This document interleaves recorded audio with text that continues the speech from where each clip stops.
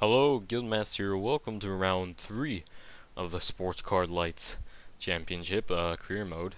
Currently first in the Drivers' Championship by 15 points, it seems like.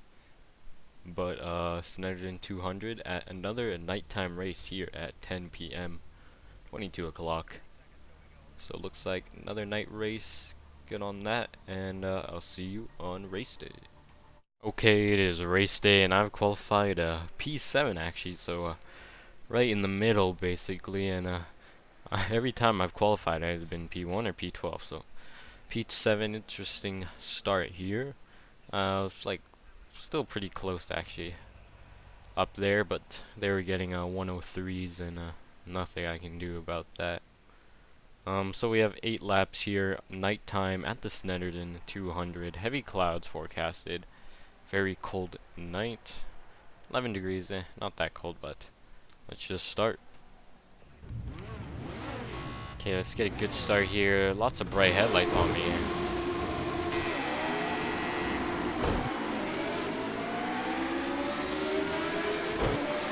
Okay start. Looks like the AI has way better acceleration though. Into third gear for the first corner. Try to accelerate way earlier than the AI.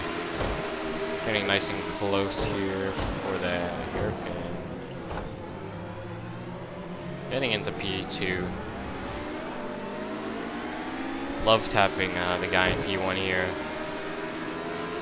And moving out to the side for me. Looks like I am getting ahead to him with the slipstream on the straight. Ooh, and he looks like he took himself out. And AI taking the sausage curve. Very dangerous curve indeed.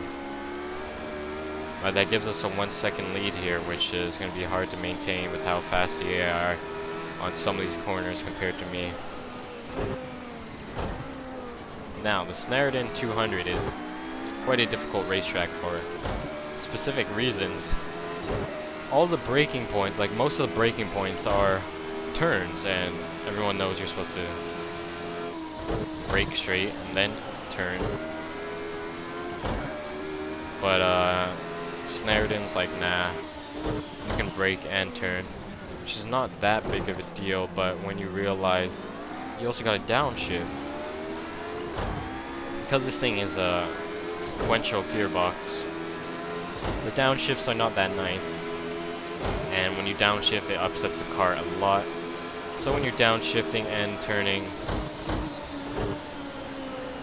into these lower gears, especially into first gear, the car just spins out by itself and there's nothing you can do about it. So a lot of these corners which should be in first gear are actually, I'm gonna have to take in second gear,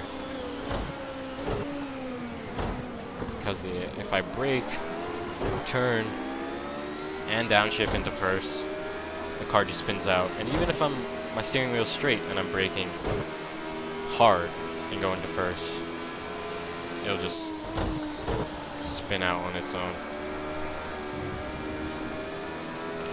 So you have to be very careful. You will slip quite a bit here. Chicane is very difficult with how the connecting corner is right there. I mean, I didn't even mean to call it a chicane, the hairpin, but it's like a hairpin chicane with how it works. Two contradictory things. They're both meant to slow you down, but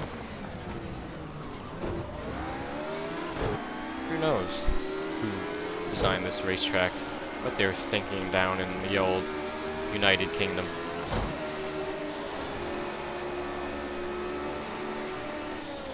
Going side by side with this man. Okay, he kept himself in check though. He's probably gonna get a better exit than me because of the gearing, but I think I have a higher top speed of the gearing as well. Great job. Okay, we've got some pressure coming from behind. Start thinking about defense. Ooh, he took himself out. He did not hit me. No way he hit me. Cool the brakes. Cool the brakes. The brakes are overheating. And that corner is famous for taking out AI. In practice mode, every single lap, I did like 7 laps. The AI took themselves out in that corner. They just spun out. There's smoke everywhere in that corner, and you could not see a thing when going through there. But not so much in qualifying though. So they did learn, but in racing with all the dirty air and slipstreaming, the corners really mess you up. You never know what can happen in a corner. The AI are like way faster than me on this corner. But there's nothing I can do. They have way more downforce on probably because I'm very slippery here. I was looking backwards. Don't look backwards at over 200 kilometers per hour. Look at that. You can see his tail end slide there. I know I shouldn't be looking in the rear view mirror, but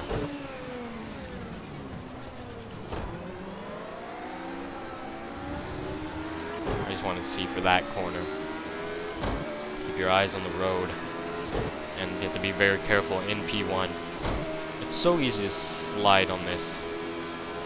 And my water temperature is high apparently, so as you can see on this corner, I like slide all the way to the outside, and like I have to brake hard straight at like the very last second, right before the sausage, and it's very difficult.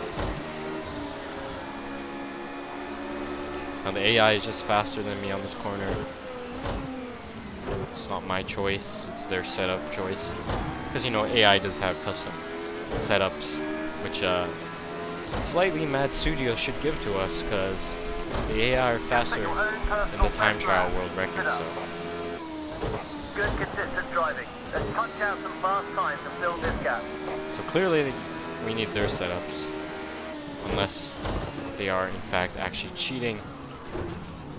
I don't know, they should just admit that their brakes never wear and their tires never wear. So everything's imperfect. But my water temperature's high there, so I'm gonna keep shifting early.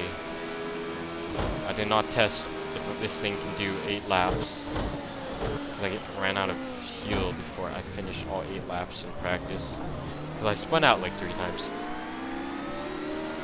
And I haven't spun out yet, so.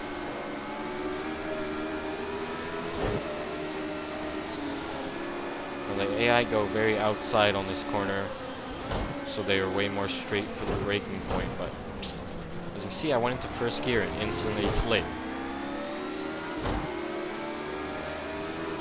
As soon as I see one green light, I'll shift though. I just learned that it's water temperature that dictates if your engine blows up or not. Not oil pressure or anything like that.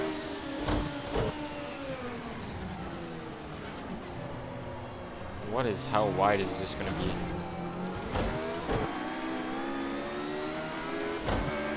I guess my tires and brakes are dying, in fact. Water temperature 98. 97, yep. Shift early here.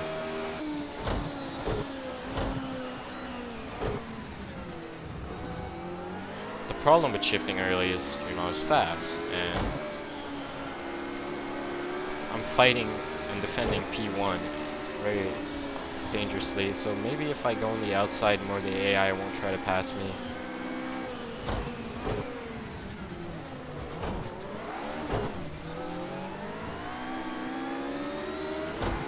Let's push him to the outside. You're leading by 1 second. Try and extend the gap. I just forced him to go into the pit stop. It's the final lap. We're looking good. Just no mistakes. Oh, final lap. Okay, I'm gonna be extra careful. As I say that, I go over the curbs, which are a no grip. You're going to need to cool the brakes. They're starting to overheat, so just try and take some of the heat out of it in some of the very slow corners. You're okay in the high. I wonder if I actually force him to go into the pit. That'd be really funny. I mean, all he had to do was brake, and there's definitely a little bit more room. I mean, there's no one to investigate. There's no FIA stewards. Oh no, this is too close for the final lap. The final corner with how close they get here. I don't think 3/10 is close enough. Let's do it in third gear. If he touches me, I spin out. take it a bit of a sausage there. But I think I'm in the home stretch here. Checkered flag, there we go. Very close, but nice and simple here. So let's skip cooldown lap here, and best lap 105. I'm sure the guys in last did pretty good. 103.8, and that was my teammate. So not bad. And let's continue here. I just watched the replay for fun, just to see what happened. With 3 wins, 3 podiums. Not bad. The guy in P2 only has gone 2 podiums, and looks like we're doing pretty good there. I did actually force this guy to make a pit stop. He actually changed his tires and everything. It's quite funny. And yeah, the AI did take themselves out quite a bit.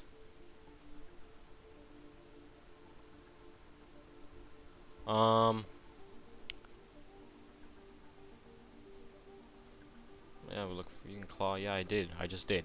So that was round 3. Next is up Silverstone. Not bad. Anyways, thanks for watching. Don't forget to like and subscribe. See ya.